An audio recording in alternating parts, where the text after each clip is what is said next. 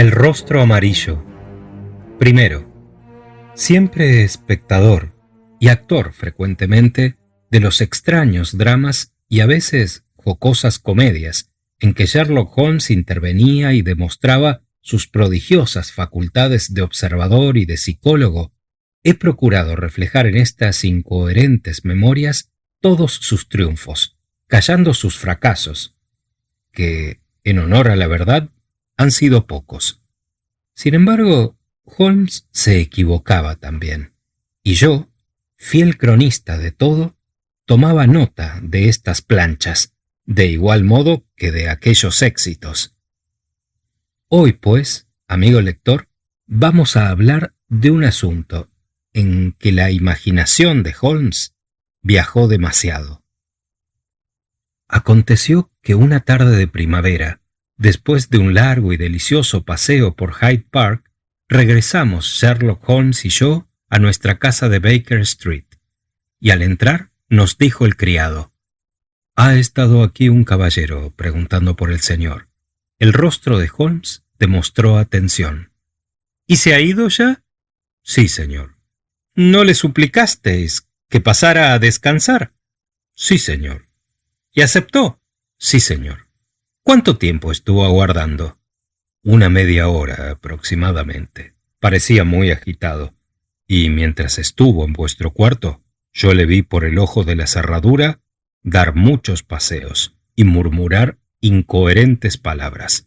Luego abrió de improviso la puerta gritando: «Pero ese hombre es que no piensa venir». «Son sus mismas palabras, señor». «Esperad un poco más, ya no puede tardar». «No, voy a esperarlo afuera. Aquí me ahogo». Y se fue. «Está bien, Gibson. Habéis hecho todo lo que podíais por retenerlo. Pero el caso es, amigo Watson», añadió camino de nuestro cuarto, «que estoy muy disgustado por haber perdido la ocasión de intervenir en un asunto interesantísimo, a juzgar por la impaciencia de ese hombre». «Calla. ¿Es vuestra esa pipa?» «Mía no», respondí. Sobre la mesa había una antigua pipa de cerezo y ámbar legítimo. «Verdaderamente», continuó Holmes, examinándola muy atentamente, «nuestro hombre debía de estar muy turbado cuando olvidó esta pipa tan estimada por él». «¿Por qué lo sabéis?» «Caramba, porque ha costado 6 chelines y medio y ha sido compuesta 2 veces. Como veis, cada una de estas composturas se han hecho con una sortija de plata, que sin duda alguna costaron más del doble del valor de la pipa. Esto demuestra, amigo Watson, el amor que le tiene su propietario cuando renuncia a comprarse otra nueva por menos dinero del que le cuesta componer la antigua». Luego, indicándola con su índice largo y huesudo, continuó con el tono de un doctor que explicara una autopsia ante sus discípulos: «Nada más extraordinario y personal que las pipas. A excepción de los relojes y los cordones de las botas, no hay nada como las pipas para demostrar con pruebas indudables el carácter y los hábitos de su dueño. Por ejemplo, el propietario de esta pipa es un hombre vigoroso, zurdo. Posee una dentadura excelente. Es algo descuidado y disfruta de una fortuna bastante regular». Yo me eché a reír. Lo cierto es, amigo Holmes, que no deja de ser extraño juzgar de la fortuna de un hombre por una pipa de 6 chelines. «Esto», respondió mi amigo, vaciando la pipa en la palma de la mano, «es tabaco Grosvenor, y el hombre que gasta el tabaco más caro de cuantos se conocen es indudable que no necesita hacer economías». «Me habéis convencido. ¿Y respecto de las demás observaciones?» «Tiene la costumbre de encender la pipa en un mechero de gas. Fijaos en las quemaduras de este lado, que no son seguramente de una cerilla. Como es el lado derecho el que está quemado, he deducido que el individuo es zurdo. A ver, aproximaos a la luz como si fuerais a encender la pipa. ¿Veis? Se quema el lado izquierdo. Finalmente, he adivinado que se trataba de un hombre fuerte y de poderosa dentadura con solo ver el destrozo del ámbar. Además... Pero me parece que sube en la escalera. Debe ser él. Un instante después se abrió la puerta y apareció un hombre alto y distinguido. Vestía correctamente de gris y en la mano derecha sostenía un sombrero flexible negro. A primera vista aparentaba unos 30 años, pero mirándolo detenidamente se comprendía tenía algunos más. «Dispensadme si he entrado sin pedir permiso», dijo, inclinándose ceremoniosamente. «Pero estoy de tal modo trastornado que no sé lo que hago, y olvido los actos más naturales». Y pasándose la mano por la sudorosa frente, se dejó caer en el sillón más próximo. «No os preocupéis de esas faltas», dijo Holmes muy cortésmente. «A simple vista se comprende que no habéis pegado los ojos desde hace 2 noches, y esto fatiga demasiado. ¿Os sentís mejor?»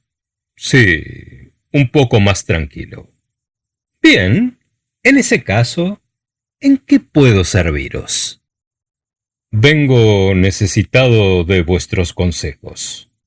Mi vida se ha roto por el resorte que me era más necesario y más querido». «¿Venís en busca del policía?» «No. Es decir, sí, no sé, más que al policía, busco al psicólogo, al hombre de mundo, al que sabe de todo y a todo encuentra solución. Voy a poner mi alma en vuestras manos». Hablaba con voz entrecortada y premiosa, como si las ideas se fueran formando con gran trabajo en el cerebro. Holmes escuchaba serio, imperturbable, con las piernas cruzadas y las manos en los bolsillos del pantalón. «Voy a confiaros un secreto íntimo. Bien sabe Dios con cuánta pena he de hacerlo, y bien sabe cuánto trabajo y cuánta vergüenza ha de costarme inmiscuir a 2 personas, a quienes acabo de conocer, en las dudas que tengo respecto de mi esposa». «Mi querido señor Grant Munro», comenzó a decir Holmes. Nuestro visitante dio un salto. «¿Cómo conocéis mi nombre?» «Si otra vez deseáis guardar el incógnito, os aconsejo que no escribáis el nombre en el forro del sombrero, y mucho menos que pongáis este de manera que lo puedan ver vuestros interlocutores. No obstante, he de advertiros que mi amigo y yo hemos oído aquí mismo innumerables confidencias a infinidad de personas y ninguna ha tenido hasta ahora que arrepentirse y sí, grandes motivos de alegrarse de ello. Así pues, os aconsejo que seáis enteramente franco, en la seguridad de que sabemos ser discretos y de que pondremos todos los medios posibles para traer a vuestro espíritu la tranquilidad perdida». Dudó unos segundos más nuestro visitante. Después se pasó la mano por la frente, humedeció sus labios con la lengua y principió a hablar. «Hace 3 años, señor Holmes, contraje matrimonio, y desde esa fecha no he tenido motivo alguno de disgusto, hasta ahora. Mi mujer y yo nos adorábamos, y nuestros espíritus marchaban acordes en todo, hermanos en amores y hermanos en odios.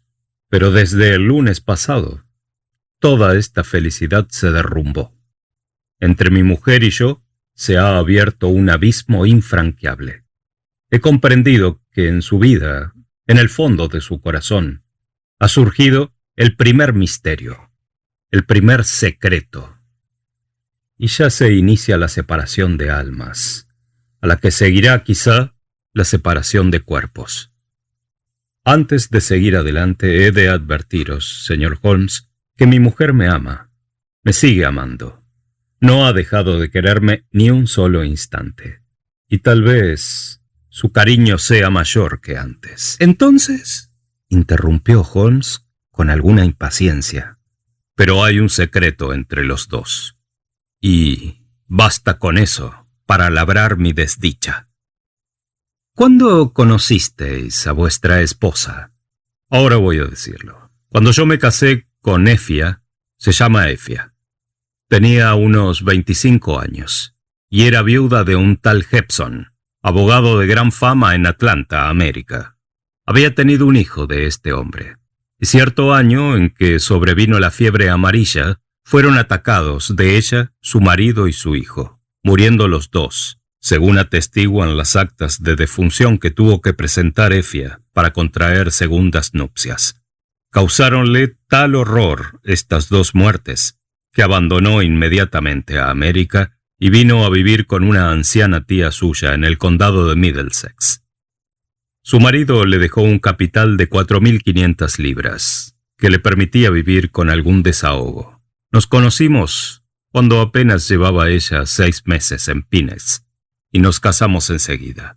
Yo soy comerciante, y gano unas 800 libras anuales que, unidas a la renta de Effia, componen una fortuna bastante regular.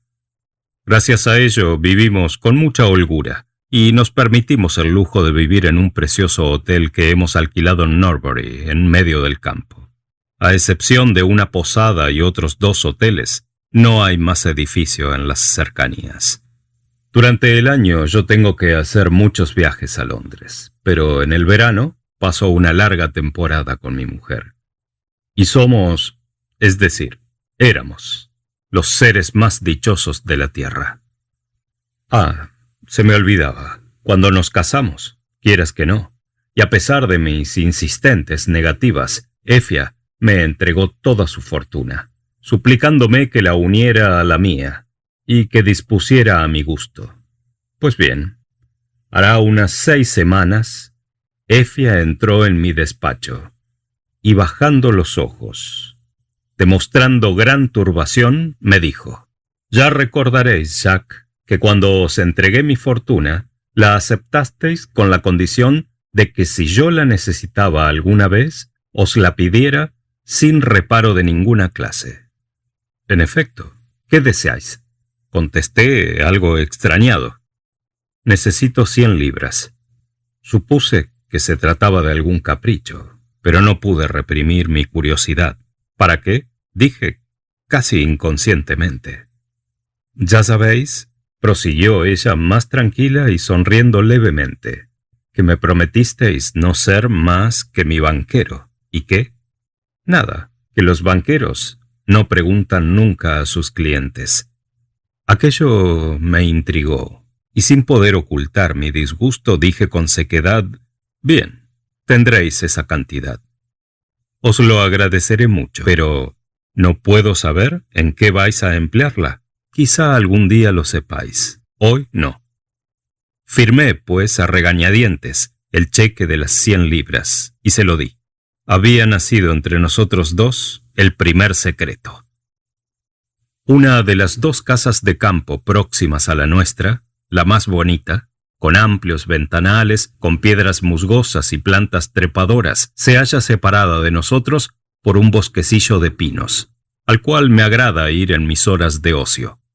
El lunes último quedé sorprendido durante mi paseo al ver que entraban muebles y sacudían alfombras en esta casa que yo conocí siempre cerrada y sin gente. Acicateado por la curiosidad, me aproximé haciéndome el distraído y miré hacia las ventanas. Nunca lo hubiera hecho, señor Holmes. Detrás de uno de los cristales me acechaba una cara, pero desde la distancia a que yo estaba no se distinguían bien los rasgos. Únicamente puedo deciros que no era un rostro humano ni natural. Tenía algo de rostro de pesadilla, de creación de mente enferma. Me acerqué un poco más y entonces la cara desapareció, con tal rapidez como si la hubiera tragado la obscuridad. Permanecí un momento sin saber lo que me pasaba, y procuré coordinar las ideas. ¿Había visto un semblante de mujer o de hombre? No lo sabía. Solo recordaba una cara amarillenta hasta la lividez y unos ojos fijos, tristes, de espantoso mirar. Sin saber cómo, mis pies me condujeron hasta la puerta de la casa, y mi mano tiró de la campanilla. Abrió una mujer alta y escueta, con cara de pocos amigos. «¿Qué queréis?», me preguntó con marcado acento del norte. «Soy vecino vuestro. Vivo en aquel hotelito», contesté. «Y al ver que os instalabais aquí, he pensado que quizá os fuera útil». «Bien, ya os avisaremos, si acaso nos hicierais falta», repuso ella, dándome con la puerta en las narices. Preocupado por esta nimia aventura, regresé a mi casa. Y todo el día estuve molesto, pensando en quiénes serían los nuevos inquilinos, y sobre todo, a qué ser pertenecería la cara amarilla. Al principio, decidí no contarle a mi mujer lo que había ocurrido, teniendo en cuenta su carácter nervioso e impresionable. Pero cuando nos acostamos, se me escapó. «¿Sabéis que se alquiló la casa misteriosa?». No me respondió. La creí dormida, y volviéndome yo del otro lado, procuré hacer lo mismo. Yo tengo el sueño bastante pesado, y más de una y de 2 veces se han burlado de mí diciendo que no me despertaría el estampido de un cañón. Sin embargo, esa noche, tal vez por las impresiones de por la tarde, no fue así. Medio amodorrado pero sin dormirme del todo, comprendí que sucedía algo extraordinario en la alcoba. Abrí los ojos y, lleno de asombro, vi a mi mujer enteramente vestida y poniéndose una capa y un sombrero como para salir. Ya me disponía a preguntarle a dónde iba a aquellas horas cuando le dio de lleno la luna en la cara. No recuerdo haber visto en ella una palidez semejante, un dolor mayor en la caída de los labios, un miedo tal en sus ojos. Anhelante, lívida, miraba de vez en cuando para cerciorarse de si mi cuerpo, que permanecía en la sombra, se había movido. Luego, ya concluida su toilette, salió de puntillas de la alcoba y un instante después sentí chirriar la puerta de la calle. Me senté en la cama y hasta me tiré 2 o 3 pellizcos para asegurarme de que estaba despierto. Por desgracia, sí lo estaba. Miré el reloj y eran las 3 de la madrugada. ¿Qué demonios tenía que hacer Efia a aquellas horas? No sé cuánto tiempo pasé en estas reflexiones, pero todavía estaba dándole vueltas al enigma cuando sentí crujir la escalera, abrirse la puerta de la alcoba y entrar mi esposa. «¿A dónde habéis ido, Efia?», exclamé. Ella se estremeció y dejó escapar un grito involuntario. Este grito y aquel estremecimiento me hicieron mucho daño. Habituado a la franqueza y lealtad de mi mujer, sufrí horriblemente al ver que temblaba entrando en su alcoba y que la voz de su marido le causaba espanto. «Ah, ¿os habéis despertado, Jack?», contestó ella procurando sonreír. «Y yo que pensaba que no os despertaría un cañonazo». «¿Dónde habéis estado?», repetí levantando la voz. «Comprendo que os haya sorprendido», continuó ella, temblándole la voz y las manos, que principiaron a desabrochar el vestido. «Nunca me ha pasado una cosa semejante. Figuraos, Jack, que de improviso sentí que me ahogaba, que me faltaba el aire y salí al campo a respirar. He estado fuera 3 o 4 minutos, pero han sido suficientes».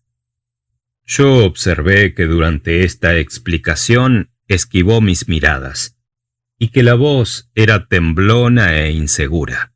Sin duda alguna mentía. Desesperado, convulso, me volví de cara a la pared y no pude conciliar el sueño. 1000 sospechas, 1000 crueles dudas asaltaron mi espíritu. ¿Por qué había salido mi mujer? ¿A dónde había ido?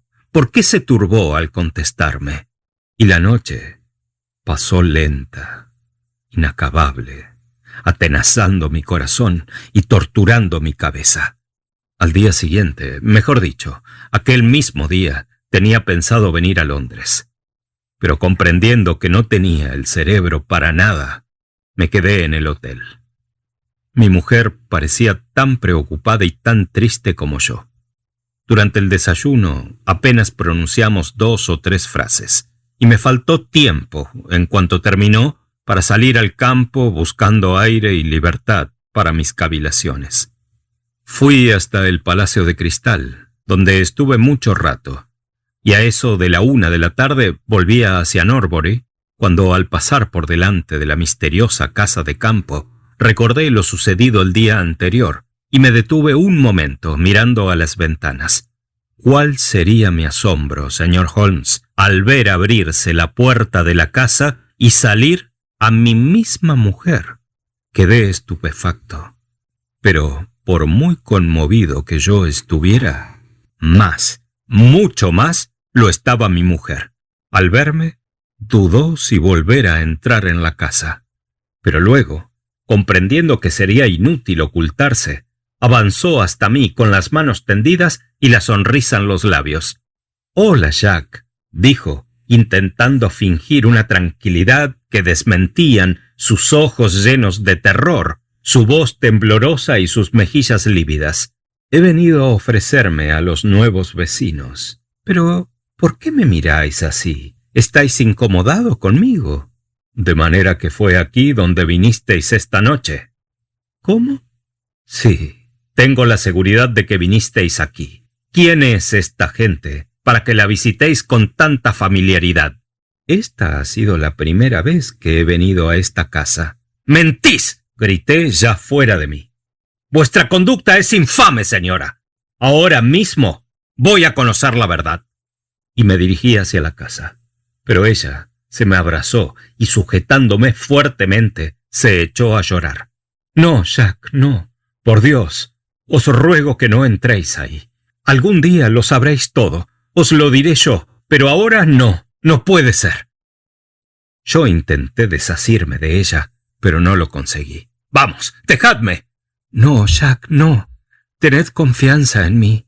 Tened confianza, y no os arrepentiréis. Ya sabéis que yo jamás he tenido secretos para vos. Ahora, en estos momentos, se juega nuestra paz futura. Si entráis ahí, todo está perdido. Si no entráis, volverá la felicidad a nosotros». Había en su voz tal desesperación y tal sinceridad que me paré irresoluto delante de la puerta.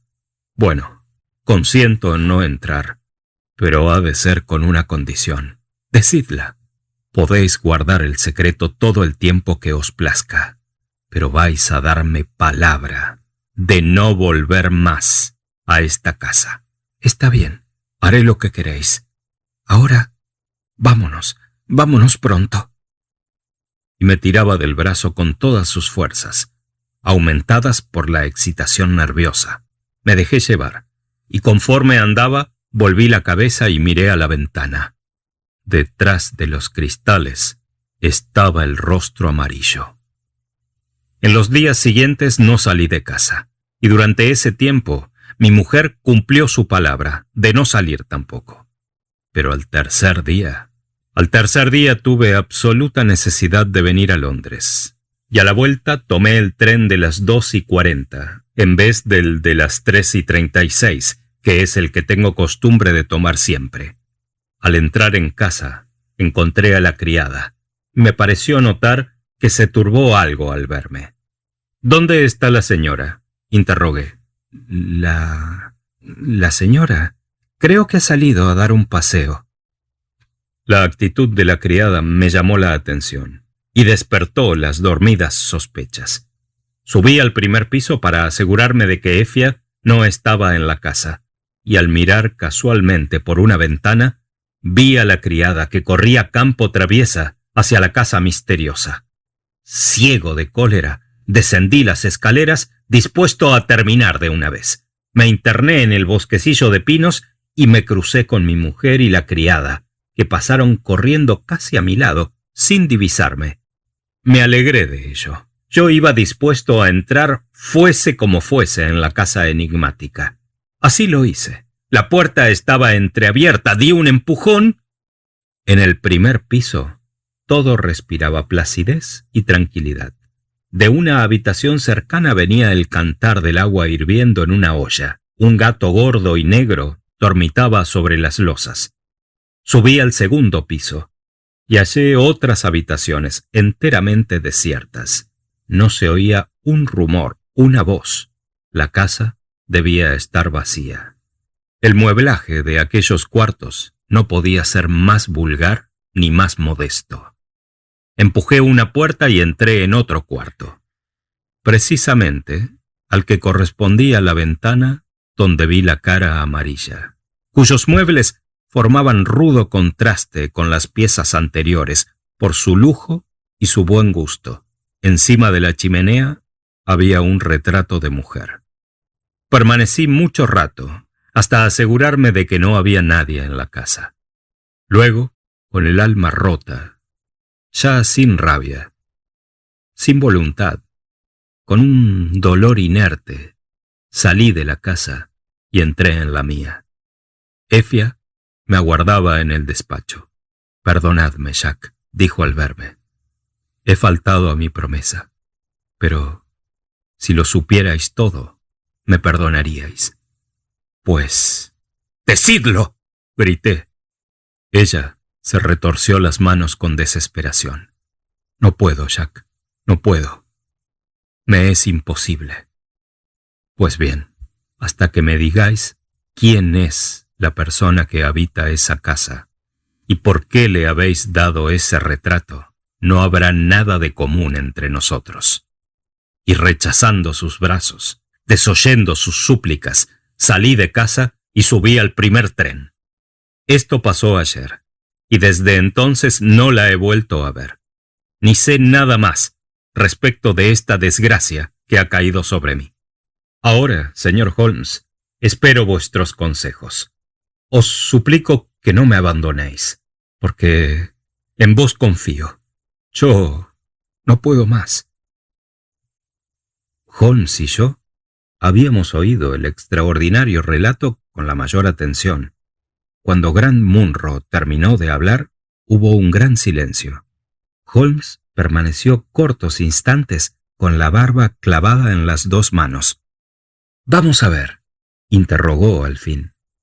«¿Podríais decirme con toda seguridad si ese rostro amarillento era de hombre?» «No lo sé. Siempre lo vi a mucha distancia y de un modo confuso. Además, cuando intentaba acercarme, desaparecía. Lo único que sé es que tenía un aspecto repulsivo». «¿Cuánto tiempo hace que os pidió vuestra esposa las 100 libras?» «Unos 2 meses». ¿Habéis visto algún retrato de su marido anterior?» «No. Según parece, hubo un incendio en Atlanta, poco después de su muerte, y desaparecieron todos los papeles». «Excepto una acta de defunción, ¿no es eso?» «Bueno, pero esa fue una segunda que hizo extender ella. La primera se quemó con lo demás». ¿Habéis visto alguna persona que le conociera a ella en América?» «No». ¿Habló alguna vez de regresar allí?» «Tampoco». ¿Recibe cartas?» «¿Cómo cartas?» «Sí, cartas de América». «Que yo sepa, no». «Está bien. Por ahora no necesito más datos. Si la casa de campo está en efecto deshabitada, nos ha de costar poco trabajo descubrir el misterio, pero si, como supongo, esa gente huyó al entrar vos y ha vuelto después que os marchasteis, la cosa varía favorablemente. Por lo tanto, vamos a hacer lo siguiente. Esta misma tarde regresáis a Norbury y procuráis enteraros si hay gente en la casa. Si la hay, nos ponéis un telegrama e inmediatamente nos tendréis allí y resolveremos el problema. ¿Y si no hay nadie? En tal caso yo iré mañana a hablar con vos. Vaya, señor Grant Munro, no perdamos el tiempo. Marchad inmediatamente y confiad en mí. ¿Qué os parece, amigo Watson?, me dijo Holmes tan pronto salió nuestro cliente. Mal, muy mal, repuse. Así lo creo. Me parece que se trata de un chantaje. ¿Por parte de quién? Muy sencillo. Por esa persona de cara linda que tiene poder bastante para hacerse visitar por la mujer de Grant y hasta para que le regale un retrato suyo. ¿Qué? ¿Tenéis ya una pista? Sí, el legítimo marido de Effia, está en Norbury. El rostro amarillo es el suyo. ¿Por qué lo suponéis? Escuchad. Effia se casó en América con un hombre, indudablemente de mala conducta, dado al jolgorio y a la mala vida. Quizá su marido adquiriese una enfermedad vergonzosa y terrible. Entonces, ella lo abandonó horrorizada. Vino a Inglaterra, cambió de nombre, se hizo una existencia nueva, conoció a Grant y con él se casó, valiéndose de un acta de defunción de cualquiera, cuyo nombre adoptó para ocultar su pasado. Durante 3 años todo marchó como sobre ruedas, pero de improviso, inesperadamente, le sorprende una carta del primer marido, a quien acaso acompañe alguna sinvergüenza, en que le amenaza con presentarse en Norbury y descubrirlo todo. Effia le pide 100 libras a Grant e intenta con ellas tapar la boca al chantajista. Pero este, no contento con esa cantidad, marcha a Norbury y alquila la casa próxima a la de su esposa. Grant le dice a esta que ya hay inquilinos en aquella. Y Effia aprovecha el sueño de su segundo marido para correr en busca del primero y convencerle de que debe dejarla vivir en paz. No lo consigue y tiene que volver al día siguiente. Entonces la sorprende Grant, obteniendo de ella la promesa de que no volverá más. Pero ella no está tranquila y, aprovechando una ausencia de su segundo marido, vuelve a ver al primero, llevando como medio de convicción un retrato que quizá le pidieran. En esto vuelve Grant. La criada corre a prevenirle y ella consigue que los otros salgan por una puerta trasera y se oculten en el pinar mientras Grant registra la casa. Después, pasada la alarma, volverían a entrar en esta. ¿Qué os parece mi razonamiento? Muy justo. Sin embargo, no pasa de ser una conjetura. Sí, pero es la única que tiene 99 probabilidades contra una de ser la verdad. Ningún asunto ha estado tan claro para mí. Entonces, ¿por qué no comenzáis a trabajar enseguida? No. Ahora tenemos que esperar el telegrama de Grant Munro. Entretanto, ¿queréis que toque en el violín la sexta de Beethoven? Segundo. Aquella misma tarde recibimos un telegrama extendido en los siguientes términos. Visto, rostro amarillo, ventana. Os aguardo, tren de las 7.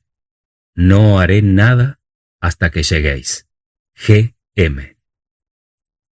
Al bajar en la estación de Norbury, hallamos a Grant Munro, que esperaba nuestra llegada, febril, impaciente, con todas las señales de haber pasado la noche sin dormir. «Están allí», le dijo a Holmes, cogiéndose de su brazo y saliendo de la estación. «Al pasar por delante de la casa, he divisado luz en las ventanas. Ahora me las van a pagar todas». «¿Qué es lo que pensáis hacer?», interrogó Holmes. «Entrar a toda costa y procurar que no se me escape. Vosotros dos me serviréis de testigos». «¿Estáis enteramente decidido?» «Enteramente decidido». «¿A pesar de los consejos y súplicas de vuestra mujer?» «A pesar de ello». «Muy bien. Después de todo, yo creo que tenéis razón en obrar así. La verdad es 1000 veces más preferible a la incertidumbre. Vamos, andando». La noche era muy sombría y una lluvia fina principiaba a caer cuando dejamos el camino real y nos internamos por un sendero a cuyos lados crecían altos árboles. Grant Munro marchaba delante como guía, detrás Sherlock Holmes y por último yo. «Ahí tenéis la casa», dijo Grant, deteniéndose y señalando unas luces que se veían a través de los árboles. De pronto nos hallamos delante de la casa misteriosa. Un cuadrado de luz se tendía sobre los escalones, lo cual indicaba que estaba abierta la puerta. A través de los cristales de una ventana se vio pasar una silueta. «Ahí está ese demonio», exclamó Grant, señalando a su mujer. «Vamos, vamos antes de que se aperciban». Llegábamos a la puerta cuando en aquel momento salió una mujer. La luz le bañaba por completo, pero yo pude distinguir su rostro. Sus brazos se tendieron con ademán de desesperada súplica. «Por el amor de Dios, Jack, no entréis. Tenía el presentimiento de que esta noche vendríais. No entréis. Reflexionad que... Tened confianza en mí». «Basta, vaya, basta de lagrimeos y de desplantes», contestó él, intentando separarla de la puerta. «Ya he tenido bastante confianza y no estoy dispuesto a hacer más el... ¡Vamos! ¡Dejadme, Effia!». Ella dejó caer los brazos, prorrumpiendo un gemido. Grant Munro precipitóse dentro de la casa, y Holmes y yo lo seguimos. En el piso bajo nos salió al encuentro una mujer ya vieja que intentó detenernos, pero Grant la rechazó de un empellón y subimos rápidamente la escalera. Entramos en el único cuarto que tenía luz. Era una habitación alegre, lujosamente amueblada. Sobre la chimenea ardían 2 velas y otras 2 sobre la mesa. En un rincón, inclinada sobre un pupitre, había una persona, una muchacha. Se hallaba de espaldas a nosotros, pero vimos que tenía un traje rojo y calzaba guantes blancos hasta el codo. Al percibir el ruido de nuestras pisadas, se volvió, y al ver aquel rostro lívido, inexpresivo, horrible, lanzamos una exclamación de horror, pero pronto se deshizo el misterio. Holmes, riendo a carcajadas, pasó la mano por la nuca de la muchacha y la careta amarilla cayó al suelo, apareciendo, en cambio, el semblante de una negrita que nos sonreía mostrando la blancura de sus dientes. Yo hice coro a las carcajadas de Holmes, pero Grant permanecía estupefacto. «¿Pero qué quiere decir esto, Dios mío?», exclamó. «Os lo voy a decir», contestó su mujer, entrando en la habitación con el rostro descompuesto aún, pero decidida a todo. «Vais a saberlo, y conste que me habéis obligado de un modo bastante brutal a decirlo. Mi marido falleció en Atlanta, pero mi hija, que es esta muchacha, quedó con vida». «¿Vuestra hija?». Effia sacó del pecho un gran medallón de plata. «¡Pero eso se abre!», exclamó Grant. Effia apretó un resorte y apareció el retrato de un hombre verdaderamente hermoso e inteligente, pero cuyos rasgos demostraban que pertenecía a la raza negra. «Este es el retrato de John Hobson», continuó ella. «Y no he conocido un ser de más nobles sentimientos ni de alma más elevada. Para casarme con él tuve que reñir con toda mi familia, pero no hube de arrepentirme de ello durante el tiempo que duró nuestro matrimonio. Tuvimos una hija, que en vez de parecerse a mí, nació negra, mucho más negra que su padre. Pero negra o blanca, yo la amo con toda mi alma, y ella constituye mi única alegría». Al oír esto, la niña corrió hacia su madre y se arrojó en sus brazos. «Si la dejé en América, fue temiendo que le fuera fatal a su delicada salud un brusco cambio de clima. Quedó al encargo de una escocesa que nos había servido siempre con la mayor fidelidad. Pero pensando en que más pronto o más tarde había de traerla conmigo. Entonces fue cuando os conocí, Jack, y no me atreví a deciros la verdad, temiendo que fuera un inconveniente para nuestro amor. Puesta en el dilema de escoger entre mi hija y vos, abandoné a mi hija. Durante 3 años, y a pesar de que yo sostenía frecuente correspondencia con la criada escocesa, no habéis sospechado nada. Pero llegó un día en que no me fue posible contenerme.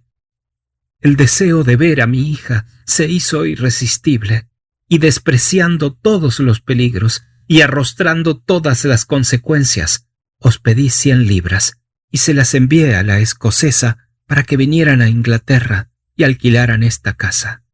Temerosa de vos, le encargué las mayores precauciones, entre otras que no dejara salir a Lucía durante el día y que además le pusiera una careta y unos guantes blancos. Quizá, si la hubiera ocultado menos, hubiera sido mejor.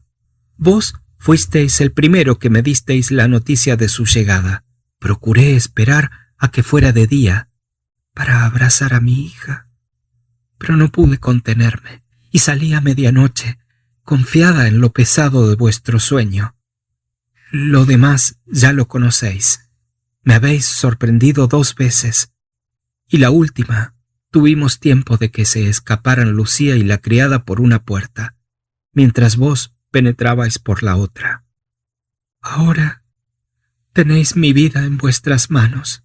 Decidid. Y cruzando sus manos crispadas, esperó. Pasaron 2 largos minutos. De pronto, Grant Munro se apoderó de la niña, la besó cariñosamente y después, cogiéndola en brazos, tendió la mano a su mujer diciendo: «Vamos a casa. Allí hablaremos con más comodidad». Luego, con una sonrisa de bondad, prosiguió: «Ya veis, Efia, que, aunque no sea ningún santo, habéis hecho muy mal en dudar de mí». Holmes y yo salimos detrás del ya dichoso matrimonio. En medio del camino, Holmes me tiró de la manga y, acercándose a mi oído, dijo: «Me parece que nuestro puesto está en Londres y no aquí». Nos separamos, pues, sin despedirnos, y Sherlock Holmes no volvió a hablar de la aventura hasta que ya en casa, al ir a acostarnos, me alargó la mano diciéndome con mucha amargura: «Voy a pediros un favor, amigo Watson. Si alguna vez, que tengo demasiado confianza en mí mismo y que obro un poco ligero, me decís al oído Norbury, y os lo agradeceré muchísimo.